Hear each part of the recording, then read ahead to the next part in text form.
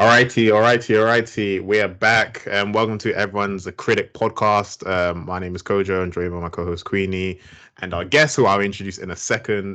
But thank you for joining us for the last episode of the year. Yes, sir. We are talking about Love Life season 2. But just before we get into that, I think it's important, but probably if you're tune into this, do check out some of our back catalog. We've discussed some amazing shows across the year, from The Boys to Intergalactic. We discussed Black Panther the other day, the new Wakanda Forever film. We've discussed so many different TV shows, from House of the Dragon, Queenie, what am I Euphoria. forgetting? Euphoria, Yeah, we did Top Boy. What else did we do? Atlanta. We did Atlanta. Was Yeah, Insecure man. this year as well? Insecure was last year, but it's Last still year. within our first year of like actually having this podcast. So there's a lot to look back on, and I think I'm excited for what's coming up in the year as well. We're just talking about some of our favorite shows of this year, that we haven't even discussed on this podcast as well, which is wild. So tons of great stuff that came out this year. But yeah, let us know what your favorite show or film to talk about, or what your favorite show or film has been this year, what we should talk about. Send us a message or drop a comment. And yeah, please don't forget to follow us on Instagram, Twitter, and Spotify. The Critics Pod everywhere. It's universal. But yeah, anyway, so getting into it, I want to start off by introducing our guest who's joined us today for the final episode of the year. Manny, who's a writer of TV and films and relates it to real life, which is very poignant for what we're going to be talking about today as well. He's also the host of the podcast Post Credit Scene, who also talk about film and TV show as well. So the synergy is like 10-10 going into this. Manny, thank you. Welcome. Thank you for joining us. Thank you for having me. It's a complete honor to be the last guest of the year. Come on. Yeah, we're excited to have you. So yeah, we're going to talk about Love Life season 2. Queenie, do you want to kick us off and set the scene? Sure. So Love Life is an American romantic comedy anthology series created by Sam Boyd, who, I'm not gonna lie, never heard of this guy. Never heard of him. Came out of nowhere, did some Googles, and he's done like a couple of he's done a small film and then like a really small film. Couldn't tell you the names of them. But he's come with this juggernaut of a TV show, which is actually pretty flipping fantastic. So shout out to you, Sam Boyd. You can find it on HBO Max or BBC iPlayer if you're in the UK. And yeah, so essentially it's an anthology series, like I said. Each series follows a different protagonist over the course of many years, from their first romance to their supposed last. The show premiered in 2020, and its second season came out last year, in October, around this time last year, starring William Jackson Harper, who has been in, what has he been in? He's been in The Good Place. Was it The Good Girl or The Good Place? Good Place, yeah. And then he was in Midsummer. Yeah. Yep. Yeah. Yep. Yeah. Yep. And then we've also got Jessica Williams, who we spoke about a couple of weeks ago. And she's in like Intergalactic and The Wonderful Life of Jessica James or something like that. James. Both amazing people, with amazing chemistry, and we'll get into that. Yeah. This is your official spoiler warning. What's your spoiler-free take on the show? If we can quickly just briefly give that for people who haven't seen the show. Spoiler-free take on the show. Divine. If it was one word, it was okay. If it was more than one word, I would say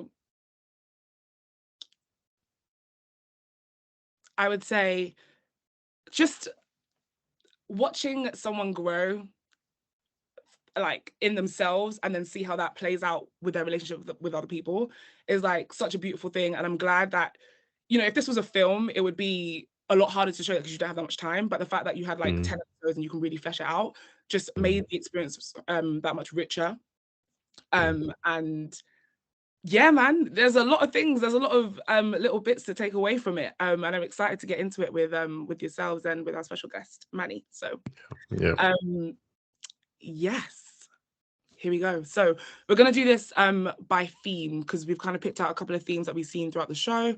And then, we'll break them down that way. So the first theme I wanted to start off with was with this idea of deciding versus sliding. So,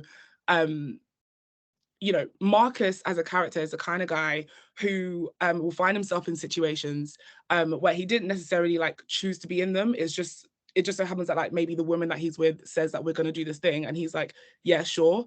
And whether that's for ease or whether it's because he can't be bothered to like actually make a decision, it just seems like it's easier for him to let the woman like take control in certain instances. Which means that he ends up sliding into things instead of deciding. And so I picked out a phrase that I heard him say in the show, and this was in episode 4, where he's met Ola Adebayo, and you know, they're getting on, they have a bit of chemistry, they've met in the bookshop and all this stuff. And they're getting to the point where, you know, they're seeing each other and they're liking each other, blah, blah, blah. And he says, well, why don't you just move in? Right? Yeah. He says, why don't you just move in? Let me tell you how much those words trigger me. They trigger me. They trigger me. Is it the just that gets you? Oh, why don't you just move in? Sorry? No. But anyway, so yeah, there's that. But then also, there's also a quote that the narrator says, and he says, Marcus didn't feel fireworks. He told himself the spark was enough to lead to a fire, and in his experience, fireworks would often lead to an explosion, i.e. meaning like, you know, maybe the spark was enough for him. The spark, you know, but he actually wasn't feeling it too tough, but he still went along with it. And so I just want to know how you guys feel about this whole thing with sliding versus deciding. Like, what other instances in the show did you see him do that? And like, how does this like maybe how is it manifested in your own lives? I know in my life it is definitely manifested, but we can get into that later. But yeah, that was the first thing that I kind of picked out. Yeah, I think it's interesting, just to kick off then, that I think in some ways Marcus has been sliding his whole life. I think his marriage to what was his partner's name in the beginning? His Emily? I want to say Emily. I want to say. Anyway, his marriage in the beginning was pretty much encapsulated that idea. Emily encapsulated that idea of, you know, just being like, yeah, this is fine, this is good, like, and not really wanting more from himself, not really wanting better. I think Marcus is always kind of just being content to just chill. And it's funny, like talking about the sparks and the fireworks, how it seemed Mia was the catalyst for that, you know, like actually meeting somebody who's like, oh, I want to be with this person, but his situation doesn't allow him to do that. So he's like, okay, I'll just, you know, I'll hang out with this person and I'll just like see where this goes. And he's not really taken any control of his life. And I think, yeah, as you said, I mean, obviously, you know, the marriage breaks down and everything else. It ends up with Ola does the whole like, why don't you just, yeah, we can, sure, yeah, this is fine. And he has that whole mystique about him. And even though people are kind of his friends and family around him can tell him this isn't the right connection for you, like you're not giving what you should be given. Yeah. In his mind, I think because he really is actually I would say a good guy, because I feel like has connotations behind it, but you know what I mean? He's not a bad guy. He's never going out seeking to hurt anybody. He didn't get into the relationship with Ola because he wanted to hurt her. He just thought, I like this person to a certain degree, so surely this will work. Yeah. And that obviously isn't enough to build a relationship or sustain a relationship, because I mean, it gets to the point where it's actually just not really sexually attracted to her, like, at all. So, but is to Mia. So, I fully understand when you say those are some scary words, like, why don't you just, because it's the intentional aspect of things where you're like, you don't really feel it. You just, there's no reason not to. Yeah. And I think it's better to lead with love and be like, I want to do this, and lead with fear, being like, there's no reason not to do this. Like, exactly. Exactly. I was reading, sorry to cut you off, but I was reading a book basically called The Defining Decade, and it's all about like life in your 20s and stuff. And basically she's like, Meg something, I forgot her last name, but she's basically like, okay, when it comes to moving in with someone, for example, like, you shouldn't be moving in with someone because it's the thing that like makes sense, or like it makes financial sense, or like, you know, I want to see you more, so I just want to live with you, or like, you actually have to like think about what life would be like living with this person, and then like choose to do it, right? It's not just about like what's most convenient or whatever. And so she kind of like introduced me to that idea of like deciding versus sliding, and how you exactly what you said, Coach. Like, you have to be intentional about things, and like you can't just be going around saying like, why don't you just move in? And like, obviously, I guess for Ola as well, like because I'm not going to blame it all on Marcus, right? Because obviously for her, she was like, yeah, like of course, like I'd love to move in, and that was, I guess, just something that I guess maybe she'd heard it differently as well. Whereas like nowadays, when I hear those words, why don't you just? Woo! I'm running away. I'm running for the hills because some scary words, man. But yeah, Manny, what's your take? Yeah, Marcus is hella passive. I think going back to Coach's point, saying that he's not a bad guy. He isn't, but he's very inconsiderate and very selfish, and that's the reason why I feel so comfortable not being that expressive and not being like direct and I guess proactive in his words. Because I think that's how the series actually begins. He was very passive in his relationship with Emily. To the point where he knew that he was falling out of love, but he didn't do anything about it. He wasn't proactive in one, either trying to preserve the relationship, trying to freshen it up, or taking a step back. He just carried on going through the motions, which ended up leading him to Maya, which then ended up leading to saying those horrible things about his wife and wife hate. Oh my gosh. No one understands me like you do. Not even my wife. You're like, bruh. Insane. So yeah, I think that's the start. Again, Marcus isn't a bad person, but he's a piece of shit. He's a piece of shit. I think being passive is a really bad trait as well in itself, because you're being extremely inconsiderate to the people around you, not letting them know the situation that you're in, because it affects them too. But yeah, I think is passiveness is the cause for a lot of the issues that happen within the series for himself. Well, you touched upon something which I want to go back to, which is just like Marcus not doing anything to preserve his marriage or to actively end it. He's just kind of just doing sly stuff. But someone who is actually trying to get him to preserve his marriage is Yogi and his friends. My fucking guy. And I kind of say I love this. For me, it kind of flipped the trope on its head, where usually you'd have the comedic relief, the best friend who's kind of egging them on and trying to making the main character protagonist kind of veer off their path. Yeah. But this was the exact opposite. He was like, you need to go home to your wife. You need to be with your wife. He's like, I'm with my kids. I'm with my kids all the time. He's like, you need to really like nurture this, because the decisions you're making, even though they seem innocent and sly to you, will be the downfall of your marriage. And they were. Everything Yogi kind of said came to pass. Yogi's a real one. I really like Yogi. Really like him.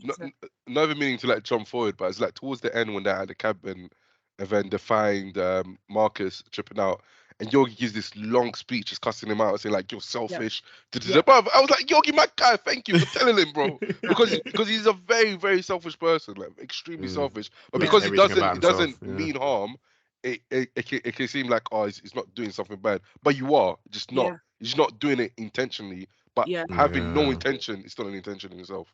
Yeah, because I've not seen and that's such a good point, because I hadn't seen Marcus like really be there for his friends, or really be there for anyone other than Maya. Selfishly, who knows? Yeah. It's what, or selflessly, maybe, I don't know, but like, yeah, that was a difficult thing it wasn't difficult, but like it was hard just seeing Yogi like begging to be heard like by his mates. Like, we've seen Yogi be there for his friends time and time again, so and I guess that's the narrator's fault. I'm gonna blame on the narrator, because like obviously Marcus or whatever, but yeah, it's just one of those things. Like, Marcus needed his eyes to be opened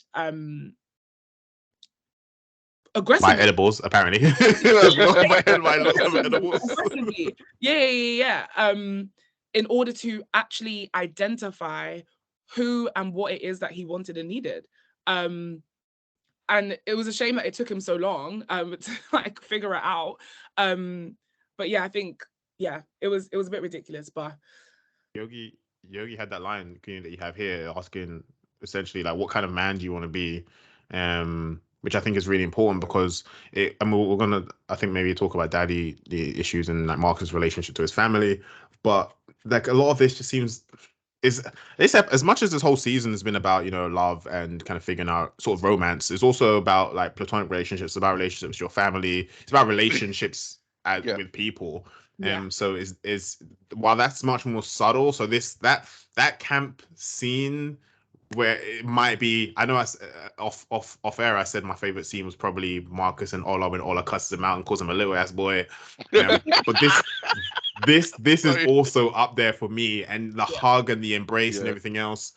Because it crystallized the idea that you can't just nurture, or you can't just focus on romantic relationships. Yeah. You have to nurture your platonic and Facts. relationships and friendships. Can we talk about Tian for a second, the other friend who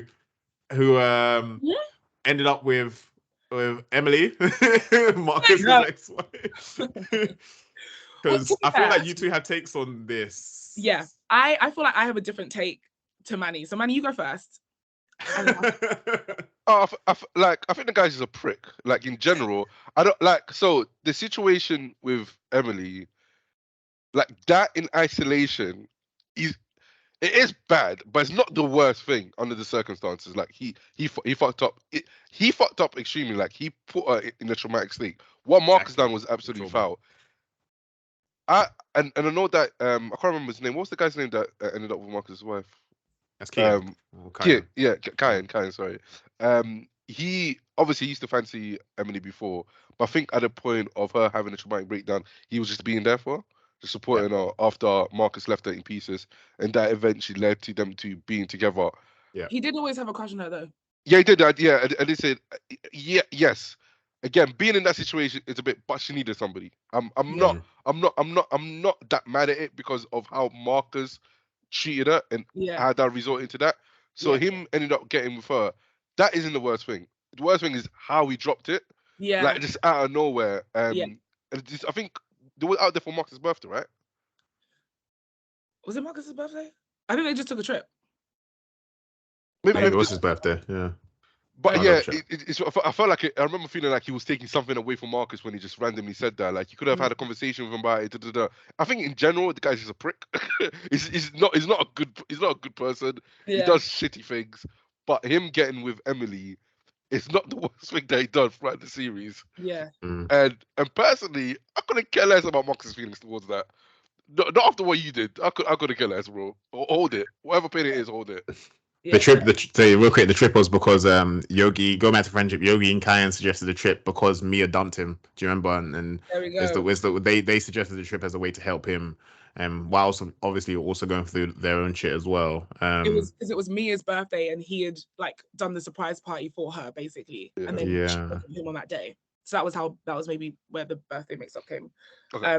But yeah, fair enough. I thought we were gonna have like really opposing views, but like we're pretty similar actually. Because I think generally, like, and this might be a hot take, so bear with, okay?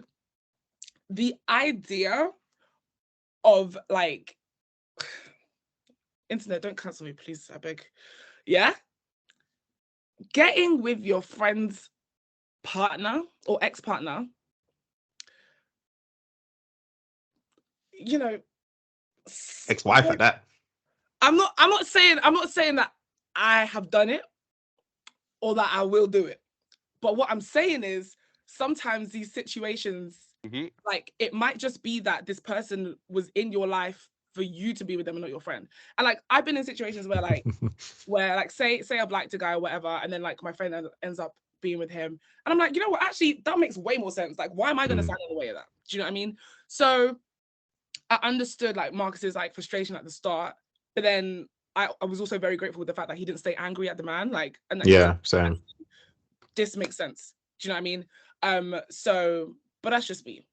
I don't know if that's a hot take or not, but I don't think that's a hot take. Go on, Manny. I was really happy when Emily got an apology though. I was like, yeah, thank fuck for that, bro. Yeah.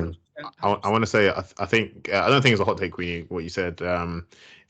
Intentions are important. I feel like it's a cliche mentioning intentions, but they're important. And I think Kyan wasn't with Emily for like lustful, lascivious reasons. Like he really loved her and has like obviously like liked her for some time.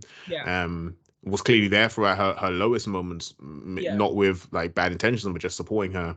And I think it's just a bit sticky because of how it ended with Marcus and Emily, how he hurt her so much. He really doesn't have a leg to stand on. I mean, he's obviously not mad at Emily, he's mad at Kyan, and that I kind of understand, where it's like that's your best friend. Yeah. And even the way it happened, actually, because Kyan came to Marcus and was like, "Hey, I'm getting married." It's like, he's like, I want to marry this person.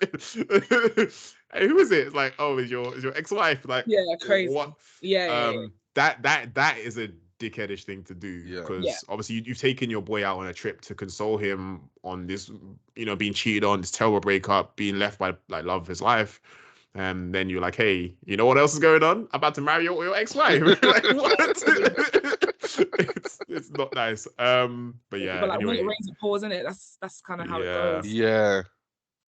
But yeah, anyway, it was a great episode though, seeing the way they all reconciled and were there to support each other, and I'm glad they move forward. Yeah. I just wanted to say one more thing about like sliding versus deciding. And it's when Marcus actually, and I've written Marcus Watkins in capitals with like 10 exclamation points, because in episode 9,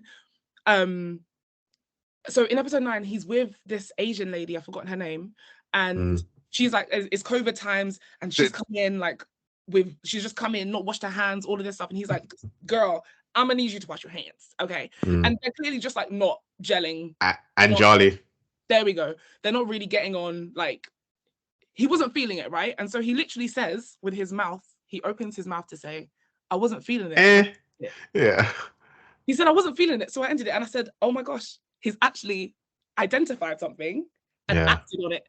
It's crazy, dog. And like, just something so simple like that, I was like, here we go. And the episode was called Marcus Watkins. I want to make a point real quick, because sorry, man, just real quick, because the episode being called Marcus Watkins, Marcus being the focus of it, I feel is like all the episodes have kind of been about relationships to someone or something or whatever it is, like relationship to your friends, like Yogi and Kyan was a previous episode, and you had like just all the episodes have like Ola, Destiny, Paloma, Mia Hines, all that kind of stuff. The fact that this actually had Marcus Watkins is like, oh yeah, self-love. You've like, it's the final named episode, because the next one after this is epilogue. So it's like discovering like you love yourself, show love to yourself, care for yourself, and then after that you're Gucci, you're groovy, carry on. Exactly. Yeah, go ahead. Two quick points. Even back to what Kojo was saying in regards to this show being more than just about friendship. Obviously, it's called Love Life, but it's also the love you have within your platonic friendships within your family, and the love you have for yourself. And that's the thing that I really, really enjoyed about the show, was that like how honest and true the conversations were, and the type of even from season 1. That's what clocked straight away. It's like, bro, this feels like very honest. It feels like these are actual real people talking to you, and it reminded me like conversations that I've had in the past, or I felt the way that these characters felt. So that's a quick point to what I just said, and also to add, what was I gonna say? So yeah, back to him being passive, and you can see the growth on it, and I think it hit the point, and I think it might be in the same episode where he's having a conversation with his boss, and they're doing the Black Lives Matter thing, and then they're having a conversation off, like when they thought he was on the call, he jumped on the call, and then it's like, bro, you're basically racist. and it's like fuck you, I'm leaving the job. And I think that goes back to him from being passive to being proactive, because he finally feels like he's at a point where he actually loves himself. Let me put myself first. What was the episode where he finds out that for, I'm sure everyone has seen it, but there's an episode essentially where he has a threesome with these 2 ladies, okay? One of them gets pregnant now. Oops, what are we gonna do? She's like, I'm keeping the baby. He's like, okay, cool. They end up losing the baby, right? Yeah. But even Becca Evans. Sorry? Becca Evans, I think episode 5. Yeah. But like even that was like another example of like, is it an example? Like not really, because she ends up losing the baby, right? But it's another example of like how things are just happening to Marcus, and how he doesn't, he's not the one like in control. He's not the one like taking the reins on certain situations, right? And so to then come to episode 9 where it's all about him, he's like choosing the things that he knows are like right for him. It's just a wonderful like full circle moment. Even just going back to Becca Evans real quick, because even the way that happens, it's Queenie, to your point, like Marcus obviously having the threesome, climax is early, doesn't say anything to anyone involved, and then like, because doesn't he just leave and go and sits down, and then obviously like and then Becca finds out she's pregnant. I'm like, again, not taking control of situations, not being honest. I think that's another thing maybe we haven't really like explicitly touched upon, is just the importance of honesty. Like at no point is Marcus ever honest with anyone, let alone himself. And it's like, again, episode 9 is really where like, okay, Marcus Watkins being honest with himself, which means he can be honest with other people. I want to quickly also shout out the team for the way they covered the pandemic in this. I thought was like, I know it's interesting watching all these kind of productions happen around this time, because a recurring theme I've heard from writers and directors of shows, when they talk about whether they wanted to address the pandemic or write a pandemic into their shows, just ignore it. Insecure obviously went the route of not even just pretend like pandemic isn't happening. Like you're not writing that as a plot point. But this show really addressed it directly. And I'm like, I think it was the first time I'd seen COVID-19 pandemic in a TV show as well. So seeing like the whole like Zoom meetings, the fatigue that comes with all of that. I was like, oh yeah, real shit. I like it. Yeah, man. Honest writing. 100%. It was so good. And I have so many quotes. I have so many quotes from the show, because like you just have to write them down. Right? And so there was one, so I'll reel off like a couple. So there's one that Yogi said, and he's saying to Marcus, this is why you can't try though, you just have to do it. And he was saying that about like state, whether like, because at this point Marcus is like, oh, like I really like Mia, but like, oh Maya, but I'm still with my wife, blah blah blah. And Yogi's just straight up like, you can't just try, like you just have to do it. This is your responsibility. Like you have chosen to marry this woman. Like, that's a Yoda quote. That's Yoda from Star Wars. Said he's like do or do not. There is no try. Literally, like you can't just be out here saying I'm trying. You either do or you don't. Let's be serious. Like anyway, then another quote is what's his name? When Ola says to him like you're a man who can't be honest or direct about what he wants, and it's like. Ooh. What a slap in the face. Love it. Read. Inject it. Little ass boy. Yeah. Crazy. Wow. I just love this show so much. For reasons, one of the reasons being, and we're gonna talk about it because we can't evade it. The representation of Black love. Let's talk about it. Metaphor, like in the meta terms and also like in the show terms. I mean, it was a plot point episode from episode 1 in it, and that's what I really enjoyed. Like Mia raised that question episode 1 right away when she's like, oh, that's my wife inside, and then the camera pans, you see Emily, like I think she's drinking from like an ice sculpture or something. And then Mia just turns to him like, oh, that makes sense. And I love that.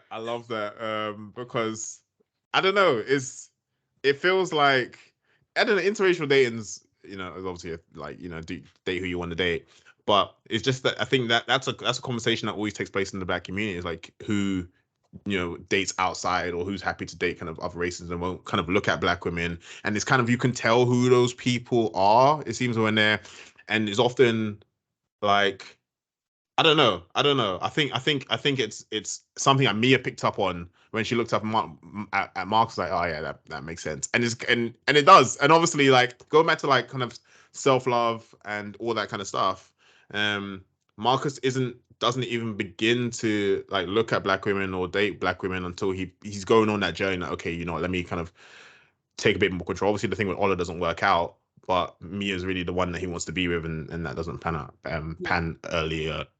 early on. So yeah, I don't know. Yeah, I think being Black is such a big part of our identity, more so than perhaps with some other ethnicities, like within the diaspora, especially, like just being a Black person is a really part of the identity. So when you're dating somebody that's not Black, it kind of I don't know what words for it. It's like a clink in your identity, like some people might perceive it as. So when he wasn't dating Black woman, was dating, what's her name, Emily. After coming out of the relationship, he probably thought that he wants to feel more like himself, and he might feel like more like himself to be somebody that looks more like him, which is understandable. But there's definitely a lot of pressure that comes with that as well. Yeah, 100%. I think just his parents alone being like this symbol of love, like, how many years are they celebrating? Like 50 years or Oof. something, marriage? Or Yeah. 40 years maybe. Like I imagine, and I obviously don't want to think for this character, but like I imagine in his mind, his dad is the ultimate G. Like, you know, his dad loves his wife, like they're very successful together and apart, blah, blah, blah, blah, blah. And so I guess maybe for Marcus, it's kind of like he's seeing this thing with his family, this great, amazing thing. Or maybe for him, it's like just struggling to like, or really wanting to replicate it so much that he feels like he can't do it. That's the kind of sense that I got. And I don't know, because I've heard people say that in the past, like around the topic of Black love and how like it's great to have representation for it, like in the family, but even still, it then raises the bar. It means that like you then have to be like somehow better than that, or something like that, which nobody should feel like your love should be your love for you. Do you know what I mean? It shouldn't Exactly. be representation for other people. But then we've heard it time and time again on shows like Love Island and like other like reality TV shows, for example, where the two Black people are just assumed that they're going to be together anyway, and then they're then like they then feel like they have to stay together for the sake of the Black representing people. Which should, like, you know, no one should have to feel like that. But I'm glad that we're getting like amazing representations of Black love in this show. I feel like we've seen many shades and colors and sides to Black love in this show. And I'm excited to see more examples of Black love, just so we're not so much pigeonholed. I want to quickly mention W.E.B. Du Bois, who's an American sociologist, a really famous like Black scholar, who speaks about like the idea of Black people, the phenomenon of being Black, and essentially existing as always two, like he calls it a double consciousness, where you exist as yourself and you also are always aware that you're representing Black people everywhere. Wherever you go, you're representing Black people, and that's not a normal. I guess if you take like the majority, you know, in terms of the country we're growing up with, like white people who don't feel like they represent, you know, a white person isn't representing white people, they're representing themselves. So on the idea of love, it's like that pressure to make it work because you're like, oh, I'm representing my relationship is, you know, will crystallize a relationship for everyone else. Suddenly my success, you know, means everyone is succeeding. And that shouldn't be the case. And it is a lot of pressure to live up to. It's unnecessary at that, because like you fall in love with who you want to fall in love with. I think the issue in Marcus is not so much that he wasn't dating Black women, but it actually not even so much that he was dating Emily or dating people who weren't Black. Is the fact that he wasn't dating Black women. Like it's more seemed like like that was an active choice not to do. Amongst all of his passivity, that was the one thing he was active about. So obviously that changes down the line, but it's something which I like how they made a point of his character again in the unlearning and learning process. That's something he had to unlearn and be like, oh wow, this isn't like okay. And it wasn't overt, it wasn't explicit. He wasn't going, I don't date Black women, but it was in his behavior, it was in his mannerisms, in the way he carried himself, and it was in his past relationships where they thinking about it, like, oh wow, that hasn't been the case. Why is that? Also, can I shout out Janet Hubert, like Aunt Viv? Loved seeing her in this. It's like, ooh, like Did you know she was? We're gonna get to this at the end, but like she was one of the executive producers for this. Oh really? Yeah. She was. She was in that. Which is amazing. I was like, come on, we love it. Reparations. Cool. Love to see it.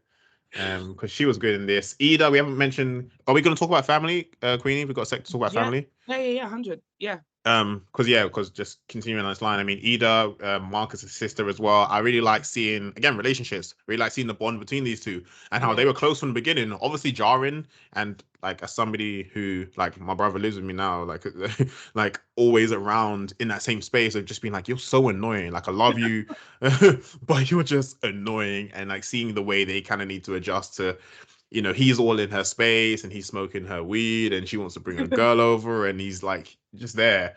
And she's trying to be there for him because obviously he's got like a divorce going on, but is also trying to live her life. So I think, you know, seeing the way Ida was there for Marcus, seeing the way his family was trying to support him in their own way, trying to get him to move on. He's like, I just lost my wife. You're trying to push me off to the next one.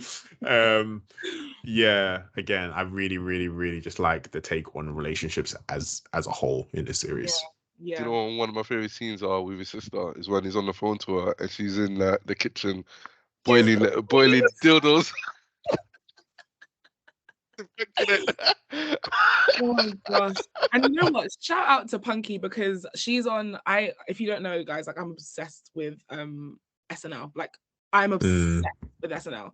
And so she's like one of the newer members of the SNL cast, and like she kills it every week. And just seeing her in the show, I said, oh, okay, cool, Punky, we see you, blah, blah, but like her character was ace. So just shout out to you, Punky, man. Like you're doing your thing. What do you think about her partner Keiko at She's the one handing out soaps at the family gathering? Bro, so disrespectful. I think that's Max said. She was trying to tell her like don't do that. Yo, in a chill, more polite way. Yeah. But she kept trying to sell her business to her family. Like, don't do that. I bet the candles don't even slap like that. Was it soap or candles? It was soap, I think. Yeah. So I think maybe maybe might have been right. I think it was soap that she was giving. Yeah. I bet you didn't even slap like that. It's just crazy. Totally bonkers.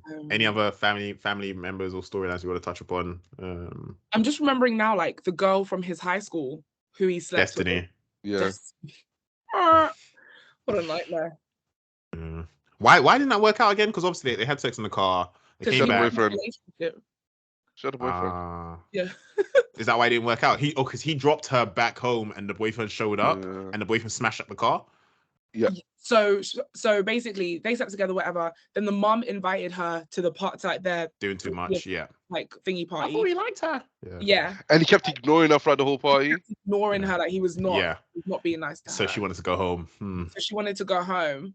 And just as I think, that's it. And then just as like they get into the car, like he pulls up behind them, like the boyfriend pulls up behind them. Yeah, blocks the car in the driveway and just starts smashing up the car. Yeah. And then they start getting with each other, like on top of How did I get on the car? Like, the level of corniness is insane. 5 minutes of TV. Yeah, that was wild. Yeah. Oh god. We haven't spoken much about Maya herself. About Maya herself, like let's go because that became a whole storyline itself. We saw her backstory, saw her parents getting together and everything else. Who wants to kick off? Where do you want to begin with Maya? Maya's a very broken person. Well, she was a very broken person. To be fair, I kind of like the fact that we got to like obviously not everybody's good, but I'm glad to see that we got to see characters like really really bad side, because it's definitely like I was rooting for Maya for the most part. Then that incident of her cheating on Marcus with the delivery guy, or whoever it was. The TaskRabbit dude. Yeah. But it made so much sense in regards to, I think it was a relationship with her dad. No, more so a relationship with her mum, and the relationship her mum has with her dad that really fucked her up in regards to, I guess she just has an issue with getting close to guys. And I guess and it was definitely a situation where she's trying to self-sabotage. To the point that she, 100%, I can't remember if she felt like she didn't deserve it, or just felt like if this happens, it's gonna fuck up anyway. So let me just fuck it up now. But I did appreciate that happened, because we, I guess, got a more fleshed out character and a bit more nuanced. That at the end it leads to her actually seeking help, sorting herself out, doing the work to eventually go back to Marcus. So that, I thought that was a really really nice arc to Maya. Agreed. What do you think? I mean, pretty much everything Manny said. I think firstly, just beginning from Mia being broken, because it seemed at the beginning of the show, you're like, oh, she's perfect. Obviously, she's Dating. Sodomite. Yeah, the NBA player.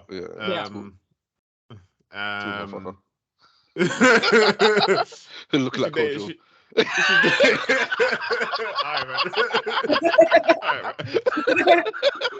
She's dated an NBA player, and so clearly she's not perfect. And Marcus even tried to throw that back in the face earlier on, where he's like, "Well, why are you with me and not with your boyfriend?" And that wasn't even nice. So clearly, but she was also at fault because she was caught in that situation with Marcus and everything else. But they didn't push that any further. It didn't come back until obviously they're in Mia and Marcus in a relationship. Mia goes back home, and then kind of learning the dynamic, I thought, between the parents and being like, oh, this is not good. her distrust of her father, like learning that her mother and father were getting back together as well. Yeah. And then what that does psychologically for her, being like, you're gonna get hurt again, you're gonna get hurt again, like relationships will always hurt you. And you're like, and then so obviously, like me, exactly what Manny said, so I feel like I'm just repeating you. But then that idea of her being like, this is gonna hurt me too. Like my parents' relationship seemed so perfect at the beginning and it breaks up. Let me just break this up now. Like let me just do that. Yeah. And she doesn't even, is that, you know, where she just disengaged and she's like, yeah, I'm just gonna leave. I'm just gonna end this with Marcus and being like, rah. Like we're so used to Marcus being the downfall of relationships. Yeah. Like seeing that happen to him. Good. I don't want to say karma because no one deserves like shit like that to happen to them. But do you know what I mean? Like it was one thing for Marcus now to be on the other side of that, of just having somebody that you love just disappear. That imagine that's probably how Emily felt when you think about it. Because as far as Emily knew, their relationship was perfect. Like, like there was nothing wrong. Marcus wasn't telling her, you know, I feel this way or blah blah blah. Just slowly distancing himself and being like, yeah, I'm out. Yeah. in so many words. So I think it also hurt. It hurt Marcus and the audience even more because like we know that for Marcus, obviously making decisions and like deciding versus deciding thing, he finds that stuff difficult to do, right? So the fact that he'd actually chosen to be with Maya, like this was like it was a choice to be with her and he'd actually made it. And then she was like, actually, nah, sorry, like this isn't gonna work. Like out of nowhere, blindsided, like the pain. Oh my gosh. Listen, heartbreaking. Yeah. I think I wasn't sure about the forgiveness aspect of things. Like for me, when it happened, I was like, I don't know how Mia's going to come back from this. I don't know how Mia's going to come back from this. Yeah. And obviously Marcus does forgive her. Obviously it's not like an overnight process where he's like, yeah, I forgive you, all things great. But this is really important, I think, for building any sort of long-term relationship is you have to see the person's flaws, and then assuming they want to work on those flaws too and see you in the same way, then you can build from that point. Like like for a lot of people, obviously, infidelity is irreconcilable, and that's completely understandable. But I think it just goes to show the amount of love and trust Marcus had for Mia to like take her back and be like, I want to make this work. I understand why you've done this. I see your pain, but I still love you. I'm still here for you. Let's move forward and build this. And then it leads into the epilogue, and then that beautiful. See how beautiful their union is. The quote I've got was, and I think this was the quote that Manny, that you told me about initially, like when I first started watching the show. I think maybe it was one that I'd said to you basically. But the quote is, Marcus was surprised to find that he was willing to stand on the precipice of risk, knowing that getting hurt a second time by Mia would be devastating, but also knowing that not trying would be worse. And I was like, oh my gosh, I'm gonna cry. I'm actually gonna cry. Because that's what it is, right? Like love is a risk. Like love is an action, it's like blah, blah, blah, like choosing to love someone, especially when they've hurt you once before. Oh my gosh, like, and we saw how broken he was the first time, like they broke up. To do it again, me personally, maybe I'm too broken to do that one. It would take me a little while. I'm not gonna lie. But like again, you know, just that whole sliding versus deciding thing. Like Marcus knew this. I'm still like, well, this is still something that I want, so I'm choosing to do it again. Yeah, and that was, I think that was the episode like just before the new year, like, and then they fall asleep on the couch or whatever. Was that when his sister was getting married? That because there's a quote. I think I'm not sure if it's the same quote, but there's a quote when his sister getting married that spun me. I can't remember what it is now. I thought I read it down, but yeah, sorry. Let's move on. This one was basically like they're coming. It's like the new year, so they're back together.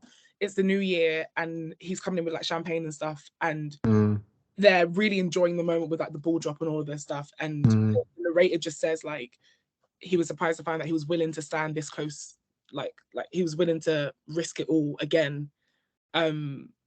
But he knew that it'd be worse if he didn't try. Yeah, it was a conversation. Marcus had a conversation with Ida at her wedding, which made him want to call Mia up in the first place. And because Mia tried to holler at him, and he was like, "Yeah, I'm not like, I'm not right, okay, yeah." Then he had the conversation with Ida, sort of about how tough love is, because he, I guess, still had maybe people have those starry-eyed kind of views about relationships, how easy they are, and everyone just clicks and blah blah. And I think Mia basically told him like, "Yo, this took work," and like, "Oh shit, like." I still obviously love Mia. I might just need to build this and, you know, be willing to be hurt just to see it through to where it should be. It's just lovely. Just lovely. Sorry, I was trying to go find the quote, but That's Yeah. too much noise. It's all good. Yeah, man. Is anything we haven't covered? I feel like we covered the whole show, and it's just so lovely. Again, it's so good. It is, man. It is. I think you mentioned earlier that even him and his dad, when he gets him the tickets to see his favorite Nicky author, Giovanni. bro, I love that episode and love those scenes because they obviously they weren't distant, but they weren't close. Yeah. But that episode where like his dad is really happy and he done like it made me feel really soft inside. Yeah. It was a good app, and you can see like the whole app. He was kind of like very hesitant about it. He didn't really want to have to spend that so much time with his dad. Yeah. He didn't want to have his dad sleeping on his bed. He didn't want to have his dad like even like there was a point where his manager was like, oh, like should we get a car to come pick up your dad? And he was like, no, we can just get a cab. And the manager was like, that's your dad. That's your dad. Like, what are you doing? So that was like just to show like I guess how Marcus like felt about his dad originally. Yeah. But sorry, just real quick, can you just before you carry on? Because I think Marcus's dad was also stressing him like the whole time. Like this is when, just reading up on it now, where Marcus gets offered a promotion at work with no commitment to pay, and his dad's like, you gotta get that in writing. Like and it's like having that kind of voice in your head. And I've been around people that are like just telling you things you already know, and it's obviously Marcus has a lot going on at the time. This is also when he has the threesome or is in that space. So he's still very much figuring shit out, and the two of them need to come together to realize, oh, okay, like that's your parents' style, this is how I am, but here's how we need to be together moving forward, and I need to show you a bit more love as my father, as you know, taking you to see your favorite poem and all that kind of stuff is and his dad does apologize because they do have the conversation, and Marcus is kind of like, well, I told so the dad's kind of like, you don't really tell me anything, and Marcus is like, well, I told you about my promotion, and he's like, no, you told your mom about the promotion. Right. And so it was also like Marcus also taking responsibility for like for the I guess breakdown of their relationship as well as the dad. They're both apologizing to each other, and then they have like the beautiful moment where they're just like soaking a zoo like looking out at the New York skyline or whatever. And you know, a few of us could do with that, you know, that kind of reconciliation with our parents, you know. And you know, I don't mean to trigger anybody, but like if you're triggered, like, you know, sorry, in it, seek therapy. Yeah, a few of us could like do like just, it doesn't have to be like a big thing either. You know, it can take, I think, especially when it comes to parents, like that we have to understand that they're not always going to apologize first, and sometimes it takes us to recognize like how we might have played a part in the relationship, and how, you know, that would have helped break it down essentially, because at this point we're actually adults, like in as much as we're kids, like we're also adults. So, you know, at some point we have to grow up and take responsibility for our actions, and see, and yes, like, you know, our parents might have influenced the way we react with that, sorry, the way we interact with them, but that shouldn't now be like the reason as to why we don't try to at least reconcile with them. So that's my little PSA for the day. Anyway, great show. Sorry, Manny, John, go on. Epilogue briefly. Sure. After Maya and Marcus actually get together, I know it was just one episode, but I appreciate the fact that they showcased the importance of sacrifice within a relationship, because even after them not got together, everything was great.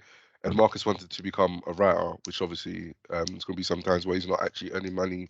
And then there's Maya there, like she has to be the one that's working full time while Marcus is at home writing. And I know he struggled quite a lot with that in regards to not actually getting anything done, and then not having a connection with they had a daughter, right?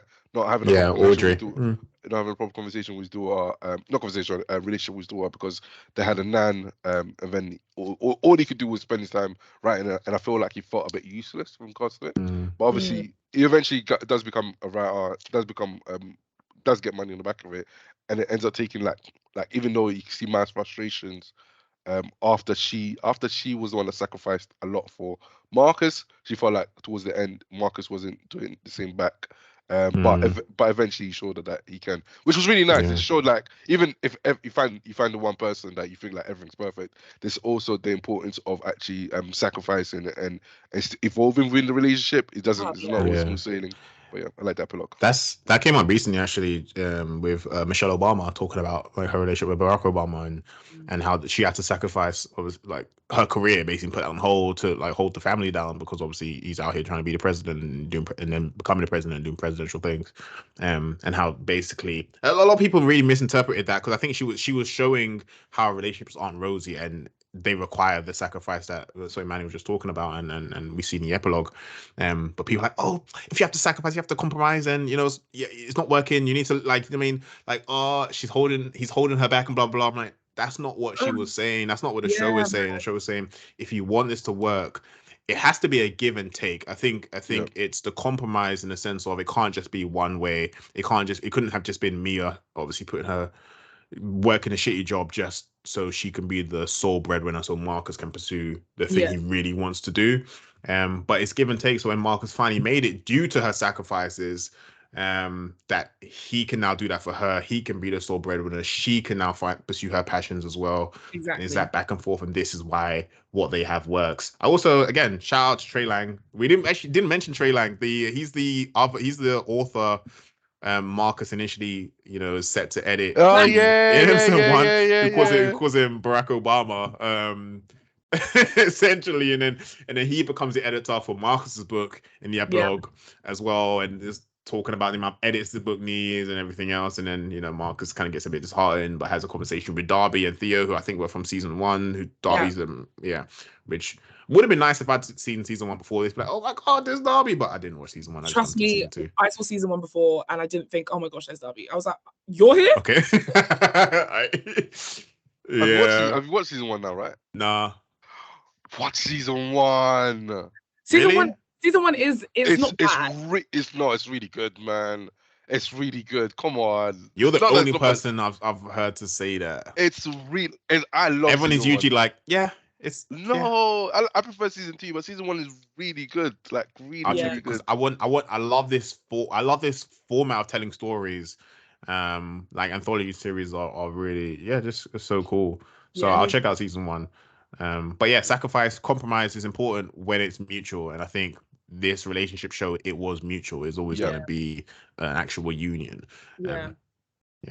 So great stuff. So sweet. Oh my gosh. Yeah, that epilogue. I'll be teary-eyed or whatever. It was a bit much. I was like, guys, like, let's be guided. This is really cute. Queenie, do you want to talk about production beats then? Sure, let's get into that. Right. So I didn't really find much about like how much it costs to produce it. But I'll tell you who were on the production team, and we can maybe try to figure out. So the executive producers were Anna Kendrick, obviously from Pitch Perfect, who was in season 1. Paul Feig. Big. I don't know how to say his name. Foggy. Who? Like Kevin Foggy. He's saying like what he's saying words. But he was also the director of Bridesmaids, which I actually love that film. I think it's hilarious. And then you've got some other people, including Janet Hubert from Fresh Prince. And then cast members, like we said before, William Jackson Harper from The Resort. Have you guys seen The Resort? Nope. No. That's quite good. So from The Resort, The Good Place, and Midsummer. Then you've got Jessica Williams from Intergalactic. Oh, and Two Dope Queens. Forgot about that. And then you've got Chris Powell, who is Yogi, who I didn't know much about him before, but like I will be on YouTube, like trying to Google his stuff because 100%. Punky Johnson from SNL. Also, Ego. I forgot she was on SNL as well. Ego, who played Ola. Okay. He's also she was Saturday Night Live. Yeah. It's a link up. It was a link up. And then you've got Ariane from Succession. So he was in Succession. He was in Spider-Man: No Way Home. Because I remember when I saw Spider-Man: No Way Home, I was like, oh my gosh, Yeah. Okay. And also Miss Marvel, which I still need to see. Have people seen that? Manny, what's your take on Ms. Marvel? Yeah. Worth watching or not? I think it is. I like it. It's not. I like it for what it is, isn't it? It's a Yeah. especially when they're delving into the Muslim community Okay. more than any other Marvel TV show has done. So that I appreciate that aspect of things. Yeah. It's a decent watch. It's funny. Yeah. But it's a Marvel. It's a MCU series, isn't it? It's all the same, man. Yeah, I'm never like they're not great TV shows. No, they're all just fine at best. Yeah, Like, yeah. Unless you're talking about WandaVision, then that's elite. Yeah. Fair. So the reception. So when I wrote this was about last week. So it might have changed since then. And we also have to take into account the fact that season 2 came out last year. Yeah. So it hasn't had as much time to marinate. Oh, yeah. So we're taking all that into account. So the first season had an approval rating of 63% based on 49 critics. And the average rating was 5.8 out of 10. The second season has a 95% approval rating based on 20 critics. So that's like literally half, like more than half, even less than before. And with an average rating of 7.4 out of 10. Yeah. So like you see now why I said, season 2 you should watch. You and everyone. Yeah. Like, and the fact that it's an anthology series means that like you can just kind of jump in and out. Yeah. So like when I tell people to watch it, I always say start with season 2 because that's what you need to be. And then if you like the style of it, then go to season 1. I'm not going to say I didn't like season 1 because obviously I wouldn't have watched season 2 if I hadn't seen season 1. But yeah, I didn't hate season 1. I think season 2 was just more relatable by the fact that for me. Yeah. And so again with the ratings, like season 1 is out on Netflix, so that's also probably what's added to that. Season 2 isn't on Netflix just yet. Was it worth it? 100%. Absolutely. Absolutely. And we are all impatiently waiting for the next installment of the series. It came out around this time last year, so I was kind of expecting a season 3 now. But I haven't heard. There's nothing about it. I remember one time you told me season 3 got announced. I'm sure you're like, Love Live season 3 is from a fake website because it's because your big age.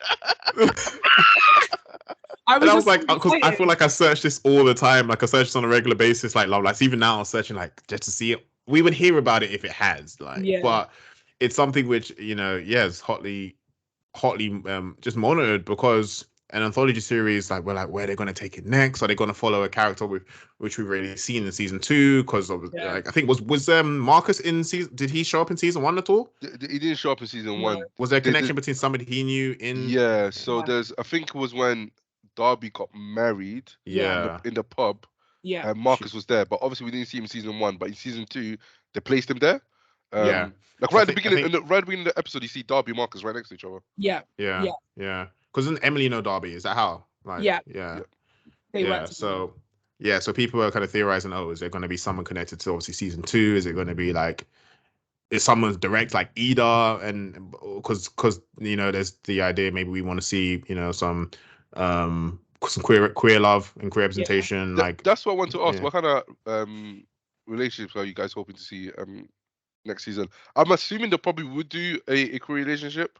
Yeah. One of Darby's friends, I think, if I remember correctly, I think she was black as well. I think she was queer, so it might be her. Maybe I don't know. It might not be that direct though. I don't think it'll be a character that we've actually like interacted with. They might just be like in a place that we once was in the series, but they won't actually affect. Yeah, someone at Ida's wedding or something like. Maybe it's Ida's wedding, or maybe it's like the aquarium that they saw each other. That Darby and Marcus saw each other. Yeah, it could be. There's a plethora of places that it could be. Could be his workplace even, Marcus's workplace. Yeah. I hope it's Ida's wedding though. I like to. Yeah. So we're patiently waiting for season 3. Trust me, when we know, you'll know. We're obsessed, simply. Yeah. Right. So, but thank you to Manny for being on the show with us today for our last Thank episode you. of the year. Thank you for having me. Yeah, man. What a year we've had. It's been Oh a yeah, hard ride. but yeah, great year for TV. I can't lie, man. This whole year's Yeah. blown me away from the beginning right till December. It's a fantastic year for TV. So Yeah. and so many shows coming back for second season, third seasons next year. Like, so anyway, yeah, watch this space. Loving it. Oh, do you know what we should talk about next time?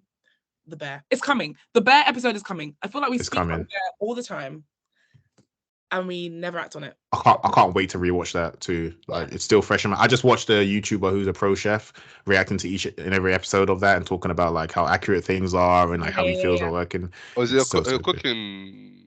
It's based in the kitchen, the Bear Restaurant in Chicago. I just got excited, Queen, when I remembered like one of our favorite actors who like shows up in the series who we didn't know about in advance. Yes. Such a Anyway, show. Honey, we'll get you one next time. Okay, When I'm done. I'm gonna watch more TV shows. Huh? What'd you say? I'm gonna watch more TV shows. Watch more TV shows. Amazing. Great. Thank you so much for joining us. Thank you so much And for to having me. everyone at home, please follow us on Instagram, Twitter, what else are we? TikTok, YouTube especially, but also Spotify, Apple, wherever you get your podcasts. Yeah, man. We're out here, but we're not gonna be here now till the new year. So Merry Christmas, Happy New Year. And yeah, we'll see you soon, guys. Peace. Take care. See ya.